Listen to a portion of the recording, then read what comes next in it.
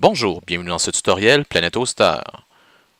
Bien que PlanetOaster recommande à tous ses clients de créer leur propre sauvegarde sur leur ordinateur de leurs fichiers et bases de données, nous vous offrons la possibilité de restaurer n'importe quel fichier ou base de données à l'aide de l'outil R1Soft qui se trouve dans votre compte cPanel. Dans cette vidéo, vous allez apprendre à restaurer un fichier ou un dossier. Donc voici notre mise en situation. J'ai présentement un site internet que voici. Et lors de l'une de mes manipulations, disons que je supprime un fichier important, dans mon cas index.php. Si vous étiez hébergé autre part que chez PlanetOaster, vous devriez commencer à paniquer, car comme vous pouvez le voir, votre site ne fonctionne plus. Chez PlanetOaster, pour corriger cela, c'est très simple.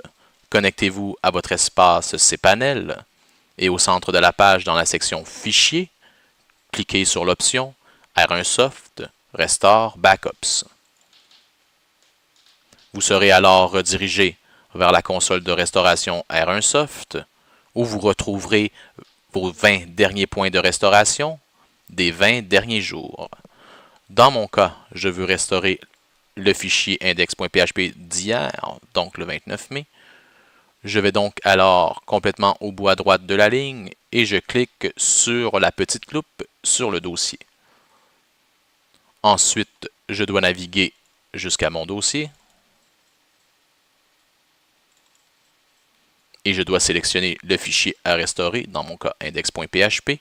Si vous voulez désirer remettre une sauvegarde d'un dossier complet, vous devez tout simplement sélectionner celui-ci et le contenu intégral de ce dossier sera restauré.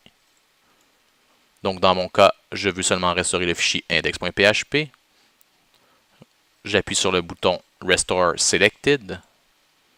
Vous aurez un petit message qui vous informera que les fichiers sélectionnés et qui sont encore présents sur l'hébergement seront écrasés. Dans mon cas, ce n'est pas grave, donc j'appuie sur le bouton Restore.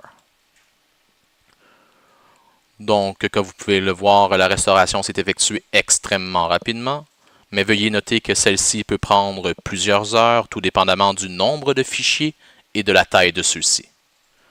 Maintenant, je vais retourner sur mon site internet et je vais rafraîchir la page. Et voilà, le tout est de retour à la normale.